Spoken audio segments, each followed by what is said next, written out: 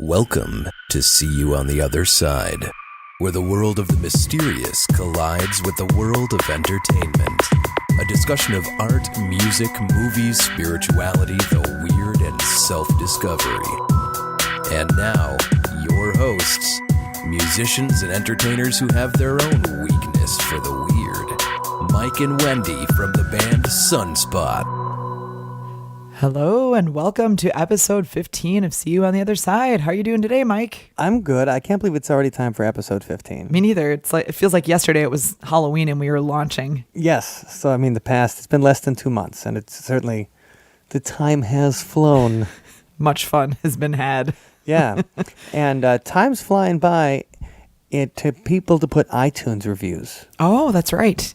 So. Yeah, we have that little window of 8 weeks or something where they mean a lot more in the scheme of things in iTunes, right? In your ranking in iTunes, those first 8 weeks are really important. Yeah. So if you haven't had a chance and you're enjoying the podcast, would you please, pretty please, with sugar on top? Right. Everybody's got an iTunes account, you know. Whether you use it or not. Right. But but you have some kind of login there. So just jump in there, go to the See You on the Other Side podcast. If you look up See You on the Other Side, you're going to find it right away. And there's also a link on our page on othersidepodcast.com on the left-hand side. Mm-hmm. Click on the little subscribe in iTunes. Yeah. And then there's also one for Stitcher. So if you don't have iTunes and you still want to be nice and give us a review, Stitcher will do. That would help too. So thanks. Yep. Just jump in. We'd love to see those 5-star reviews. Yes. Thank you. Yeah, right. That's exciting. Okay. So...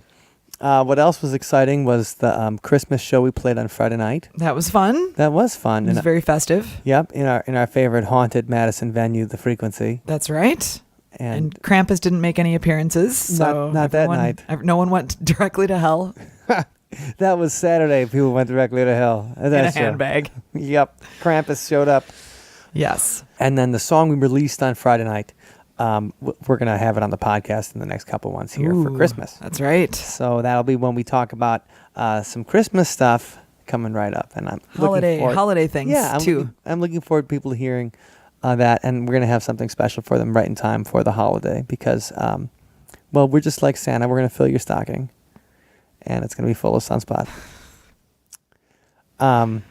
Anyway, this is something we missed last week. And just saw the headline on Friday.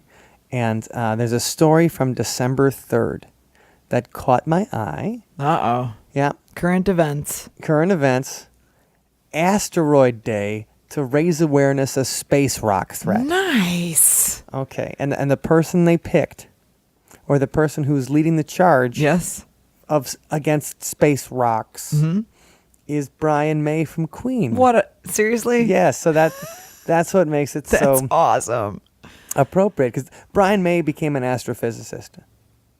What a smart dude. Yeah, and the best part is when you see pictures of him now, Brian May. Now he's always had like pretty cool, like his hair looks crimped almost, kind of like naturally crimped. It's real tight curls. That lucky guy. Tight curls, and so Brian May, like he used to have this nice big brown mane, and now it's a big silver mane. Wow. It really so this big gray crimped. It looks like when you think of Isaac Newton. What does Isaac Newton look like with the wig?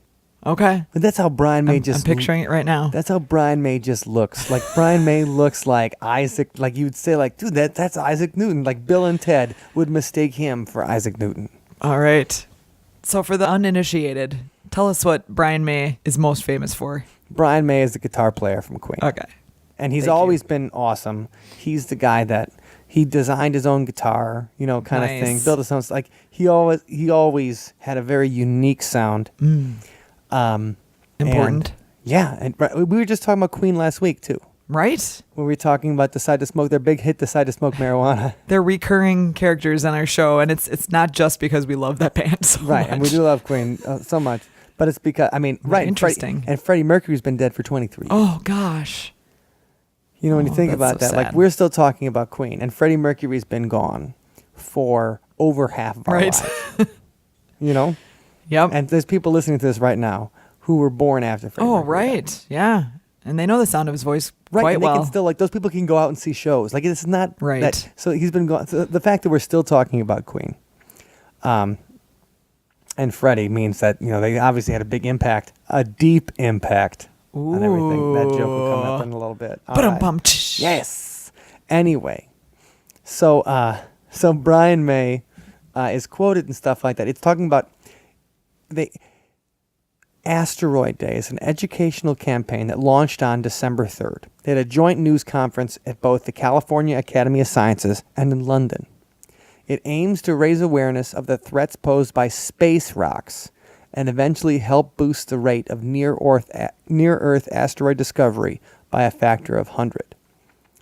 We need all nations to cooperate, said astrophysicist Brian May, who is also a founding member and the guitarist of the rock band Queen. Love his credentials, Really? yes. He's an astrophysicist, also was in Queen. That's important when you're talking about something like this. Yeah. This is not just an American problem or a British problem. This is a world problem. That's our message. So, okay, it's not just Brian May. With him is Bill Nye, the science guy. Yes, that guy is awesome. Right, everybody loves Bill Nye, the science guy. You know, I listen to what he says. He's smart. He is smart, but now he like debates creationists Right. and goes around like, and he's popular Yeah. on. He was on John Oliver this weekend with John Oliver not too long ago. He's an internet favorite for He sure. is. No, he's an internet favorite. Bill Nye, the science guy, and also Richard Dawkins, Okay. who's he wrote The God Delusion, The Selfish Gene. Richard Dawkins is a big time atheist. Okay. And he also, he's the guy that invented the idea of a meme. Literally invented a meme. In that. So he's the one. Yes, he's not the guy. He's the guy that took the first cat picture. No, but he's the guy that invented the meme, the idea of things passing, ideas propagating like viruses. Mm-hmm. Viruses or viri? I want to go viri. I want to go viri But it too. sounds strange. Yeah, I'm viri. But you say viruses, Yeah. it sounds like a dope. Okay. Anyway. Multiple instances So, of a virus. Richard Dawkins is also married to Lala Ward, who played the second Romana in Doctor Who. Oh, wow. Yeah, so Richard Dawkins gets a lot of geek points for not only being like the big atheist around here and the big scientist, the guy that invented memes, he's also married to one of the Doctor's companions. So yeah. Anyway, he's there too. Quite a guy. He's there with all sciencey stuff. Like Richard Dawkins shows up and they're like, "Hey man, we should get Richard Dawkins here." And he's like, "Oh, I'm going to come down. Is there free food?" But I don't know. I think Asteroid Day sounds fun. I think Asteroid Day does sound like a good. And they want the first asteroid to be June 30th, 2015. Okay, so that's pretty soon. Right. Hopefully we won't get hit before then. That's what they want to make sure of. But Asteroid Day, so June 30th, 2015. June 30th is the anniversary of the Tunguska event. Oh, okay. I've got ideas brewing here. Okay. So tell us about Tunguska, Mike. I know you know a lot about it. I think I learned everything I know about Tunguska from you. So I bet our audience could learn a thing or two as well. Sure. Well, June 30th, 1917. That long ago. No, not that long ago. A near-Earth object came flying down over near-Earth object, like an asteroid, meteor. You know, just a tiny. It could be just a space rock. Like they keep on saying, yeah. Tight to the Earth. Yes, near-Earth object. So it comes. It's not a planet. It's not a moon. So that's what they're talking about. And so it comes and it flies over Siberia, crashes in Siberia, and immediately eliminates just miles of vegetation and everything like that. So they didn't see it coming until like it was already upon. Right. Didn't somebody with a telescope, or it was just moving too fast? Nobody had nobody had telescopes pointed up at the time. What? So it just came up that this is Siberia. It's a very uninhabited area. There was no radio telescopes or anything like that. All right, fair enough. We didn't even have radar yet. So It's just coming flying down, destroys vegetation, kills, a lot of the wildlife, everything like that. Just massive. Just out of the blue. Right. Just shatters the earth. And, and there's always different, some people said that, the Tunguska event is because of something that Nikola Tesla was working on. No. They also were saying like it's going to be sweet if it was. Of course. It'd be sweet unless it's, he invents a super ray that kills us all. Oops, I didn't mean to hit the green button. Like, oh, that sucks. And there goes Tunguska. And so Tunguska was the name of the region that was hit, or what is that? Is that the name of the asteroid, or what? No, that was the name of the region that was hit, the Tunguska region of Siberia. I see. And they said it was with the power of 1,000 times of what hit Hiroshima, is what blew up in Siberia. And one of the things Brian May says, if it was just a little bit out of the way, like if the time had been a little bit different, it would have hit Berlin. Oh, sure, because the Earth's rotation. Right. So it's something like, he said like something like 6 minutes later, and it would have hit Berlin. So the area that it hit was not very populated. No. Okay, that's good. I mean, I don't think they can trace anybody That was lucky. dying to the Tunguska event. Yeah. Well, that's the thing. That was extremely lucky. And that's why they want Asteroid Day to be on June 30th, 2015. The first one, to let people know about this. So we can all live in fear for the rest of our lives. Well, no, the point is so that we can all... Get ready to run if you see one coming toward you. So we can see more of the night sky. Like right now, I think the last thing I read was we know about 40% of what's out there. And that means that there's 60% of the night sky could be coming to kill us at any time. That's the thing. And, the first time that I thought about an asteroid hitting the Earth is from a book called Rendezvous with Rama.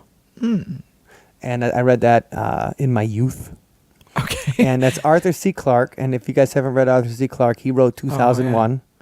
And he invented the idea of like geosynchronous satellites. He's a smart guy. And so the idea behind Rendezvous with Rama is that like in 2077, an asteroid comes down, hits Italy, and like blows up half of Italy. Wow. So then after that, they set up a program called Space Guard. Okay. And Space Guard looks out for near-Earth objects. Oh, Space cool. Guard looks out for asteroids. And then Space Guard finds this massive thing in space coming at us that they call Rama. Because by that point, they had run out of Greek and Roman gods and had moved on to Hindu gods. And Arthur C. Clarke spent most of his life in Sri Lanka. Okay. I don't know if most of his life, but most of his retirement years. I see. He Okay. moved to Sri Lanka. So that's where he picked up the name. Yeah, I think he always had an interest in Southeast Asian culture.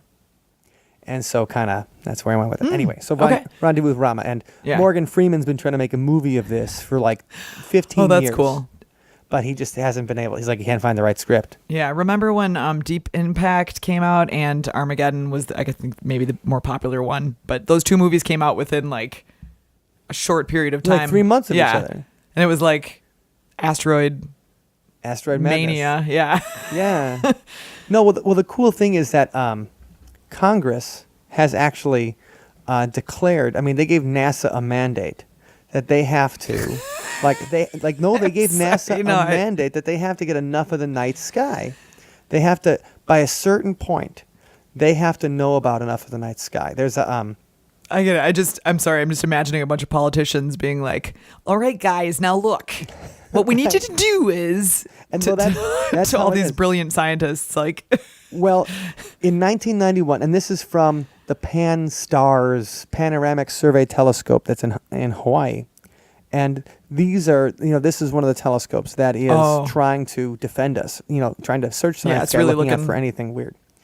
And in 1991, the U.S. Congress directed NASA to conduct workshops on how potentially threatening asteroids could be detected and how they could be deflected or destroyed.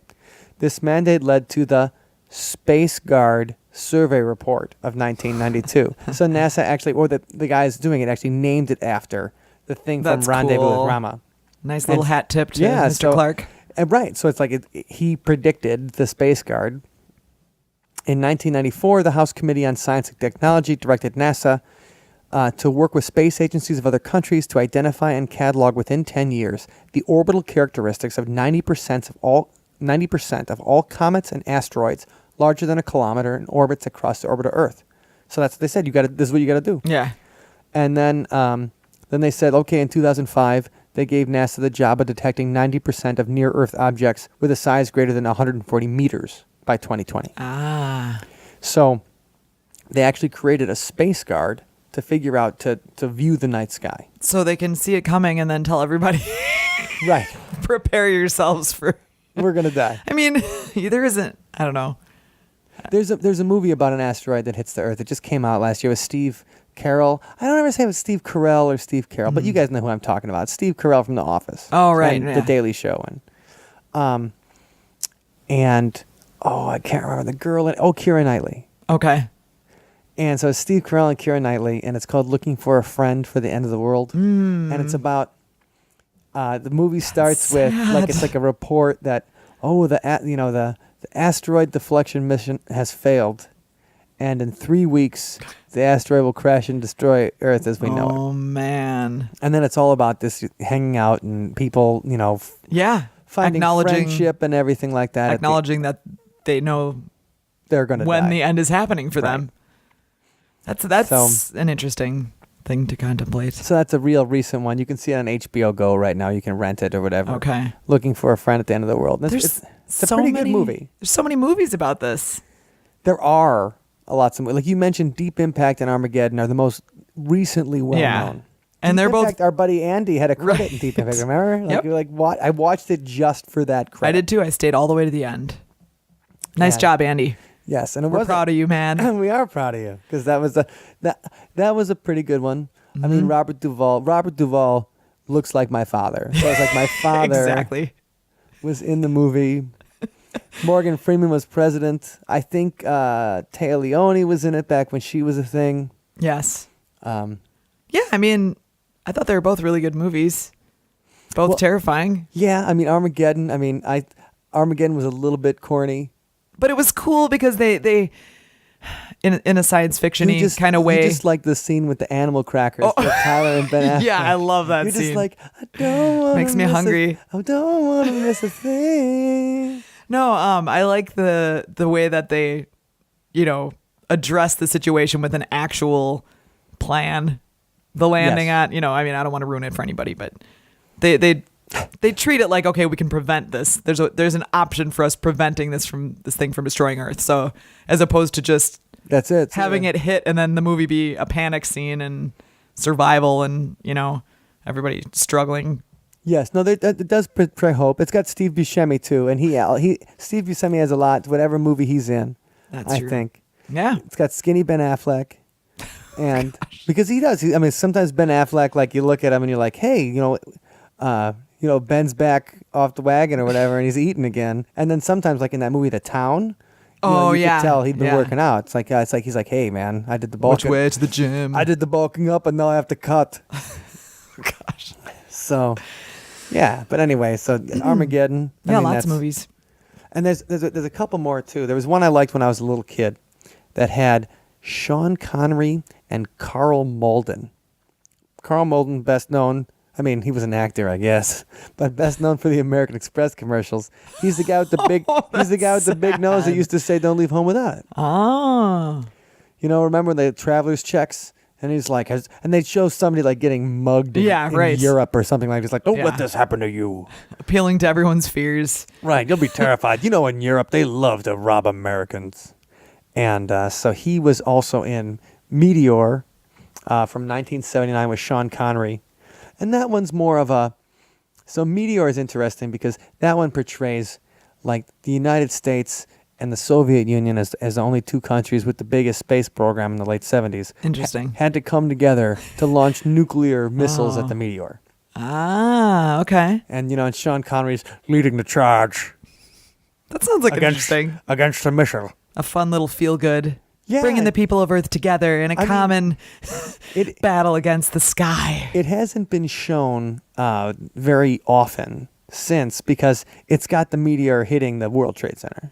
Yeah, that's not a very so popular. it's not having the World visual. Trade Center fall in the movies No. anymore. Like nobody does. That's a Like downer. in Spider-Man, the initial trailer of Spider-Man. Oh yeah, I had remember a scene that. from the movie where he's Yep. but he's like casting a web between the Twin Towers and catching like somebody in the web. And it was pretty awesome. Yeah. But then in the movie, they're like, well, you know, they don't want to remind people Right, of of things course. that's box office poison sensitive. or anything.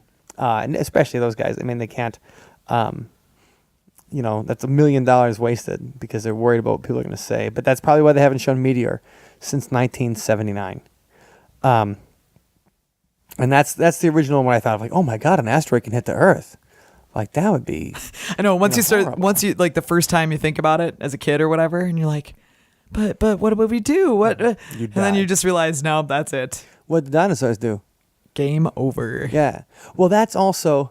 Remember the TV show Dinosaurs? No. You know, okay, so this is ABC, like, this is 1992 to like 1994. Oh, I think I And do. it was done by Jim Henson's company. Yeah. It was like a sitcom, kind of like Yeah, it was talking dinosaurs. It was a sitcom of talking dinosaurs. I forgot about and that. they had the baby dinosaur, and the baby dinosaur said mama, and she called dad, because the dad was kind of a jerk. But he called dad not the mama. So she'd be like, not the mama. And that's what she would call dad. And that's, you know, they had like T-shirts that said not the mama on them. Oh, You know, like wow. things back All to right. dinosaurs. That's some good trivia right there. But this is a spoiler for the end of the show, and for over, this is 20-some years old. So I don't feel bad if we spoil it. You can fast forward this, you know, a minute long if you're worried about it. So that's how the show ends. Nice. It ends with the oh, asteroid hitting the appropriately. Earth. Okay. I mean, Gosh. the dinosaurs go extinct, and it's a lesson though. Pretty funny, actually. It's a lesson though in that they had trashed their planet. Like the idea was that they had polluted, you know, like. Because the dinosaurs like had cars and stuff like that. It wasn't like dinosaurs. Oh, right. Okay. It was. like- I'm like, what? They ran around and knocked too many trees over. or Right, what? and then they killed each other and then put them in the gas tank, like because that's what we use now. Oh, man. Put dinosaurs in our gas tank. Sure. That's even. What's the company? One of the companies has a little dinosaur. Oh, right. Yeah, Sinclair. Sinclair, the little dinosaur. Yeah. Because it's like, put me in your gas Yeah, tank. and the Wisconsin Dells station has a giant like. That's right. That's Dino right. outside of No, theirs. I used to have that. I used to be scared by that dino. No, anyway. So the idea was that they had ruined their environment. They had ruined their Yeah. planet. Like the dinosaurs. I mean, obviously it was a metaphor for what we were doing. And the early 90s, Warning. environmental things were a big deal. So if you don't take care of Earth, you'll be punished by an asteroid coming and making you go extinct. Basically, you'll die.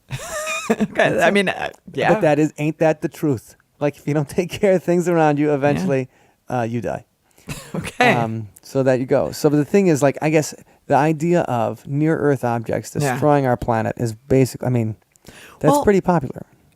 Here's something that, recently, so, there's people watching the sky all the time and you're getting reports of like, oh, there's this giant rock that's going to come within, less than the distance of the moon. Shoemaker Levy and stuff and like that. Sometimes we get these news reports like within less than a day of when they're swiping by Earth. Like, does that terrify you too? Because I mean, that's the whole that's the Space Guard survey. That's why we got to do it. Yeah. I mean, I guess I don't know. I just because if you find out something in time, there might be something you can do about it. right, or at least you can appreciate the last couple days that you have left. Right. I mean, I doubt that they'll be able to nuke it Yeah. like they did in the movies. We're not quite but they there could yet. do something that might be able to, if caught early enough, might be able to alter the Yeah. might be able to alter the path enough. Because let's say you get something and it's 100,000 miles out. I mean, it might have to be more than that. It might have to be like 250,000. Let's say it's 250,000 miles out, and you can send something out there. Like we just landed on a comet. Landed on a comet. Holy crap! I know. Was that Right, and everybody sweet? everybody just made a big deal about the guy's T-shirt or whatever. Like, remember, he had like some T-shirt that had like pictures of like comic book girls or whatever. Oh, and so he God. comes on. The poor guy's like, "Hey, guess what we just did? We just landed at a comet." And people on the internet were like, "I don't like your shirt," and he had to come out and apologize for his Thank shirt. you, humans. Right. Thank you for people are the internet is the worst place in the world because It pretty much is. And they find a justification for everything. Like, the guy should have came out and said, like, I have to apologize to you, even though I'm smarter than you, because I landed a satellite on a comet, and the best thing you can do is Twitter. Yeah. You can't even express yourself over 140 characters. But they can land on a comet. Right. So that's a good start, I think. Yeah. No, I think that's a good way we can make Armageddon come true. Yeah. In case it ever happens. And now we'll have Asteroid Day. And so here's my idea for Asteroid Day. Yes. I was thinking about it, like if you have an Asteroid Day party, which we should obviously do. Oh, that's a good idea. Thanks. But one of the party games could be like playing dodgeball, but you have the balls would look like rocks. Oh yeah, so it's like you're jumping out of the way of an asteroid. And everybody, all the players would have to wear like Earth suits. Okay, well now we're moving on. Doesn't that sound fun? Now we're getting more complicated here, because where are you gonna pick up an Earth suit? Hey, jackass, you dressed like the globe today. Look, I'm just an ideas person here. Right. No, it's just an idea. But okay. Think about it. Just picture that. Asteroid that Day. Sure. I mean, there's a lot of games we could play. Dodgeball and dressing up like a huge globe. And throwing like rock-shaped balls at each other. Yeah, or we could just throw rocks at each other and just make it as realistic as possible. When you lose on Asteroid Day, you lose in real life. Something tells me people would get a lot better at dodging. Yeah, I think so too. But that's the whole point, because on Earth, we need to be better at dodging. Because, Yes. okay, so if something is 200,000 miles away or whatever, Yeah. and we alter it a little, Yeah. Oh, yeah. No, then totally. it gets out of the way in a big way. We can't get out there that fast, though. Not yet. We not need until we need to spot it from like right. you know, it needs to be spotted from much like a further million ahead, miles away. right? Yes, it absolutely does. And that's the thing when they said they spotted something like, oh yeah, and the and then we send scientists- Bruce Willis. Right, we dye him blonde in the worst. What was up with that? The worst choice. We're gonna send Bruce Willis, Ben Affleck, Steve Buscemi, and then some dudes who we don't care if they die up into space, and we're gonna dye Bruce Willis blonde because he's been wearing a wig for 10 years anyway. Oh no. Yeah, he's been wearing a wig since Moonlighting. Nothing wrong with that. I'll eventually, when I go, I'm gonna shave it bald, and it's gonna be wigs every day. Okay. Different one for each day. Yeah, well, I don't know each day, but I think having Variety. I like the idea of being able to be like, it's like, what am I gonna be today? Yeah, Whatever I want, and I never have a bad hair day again. that's true. And there are like endless hairstyles, Right. so you could have a whole closet. I've of always wanted wigs. to have curly hair. Here, today you have curly hair. Make it I always wanted so. to have a fro. You better believe you get to have a fro. You get the whole thing with wigs. Yeah. And so Bruce Willis dyeing blonde. I mean, I understand. He's like, I just want to be blonde for this movie. And then the studio head was like, you got it, Bruce. Yeah. Bruce gets what Bruce wants. He certainly did. He certainly did. Anyway, Asteroid Day. Peter Gabriel also signed the Asteroid Day Declaration. So what I'm hearing is like a lot of celebrities, Brian May, the scientist, Bill Nye, scientist. Is everybody else just like, I want in on the asteroid party? Yeah, I think so too. I think Peter Gabriel's like, this is going to be really important. And he's like, I got a single coming out. Like, I need to be in that. I'm sure, like, D'Angelo just had an album out on Sunday. You remember him? He was that naked guy from that video 15 years ago. And anyway, but he just had a new single out that people were talking about. I'm surprised he wasn't. Yeah. He's like, yeah, I'm on Asteroid Day, yo. It's fair enough. It's a pretty easy cause to adopt. There's nothing really offensive about it. You're not gonna. No, nobody's like, oh my God, I'm totally for asteroids. Right. But people are against NASA.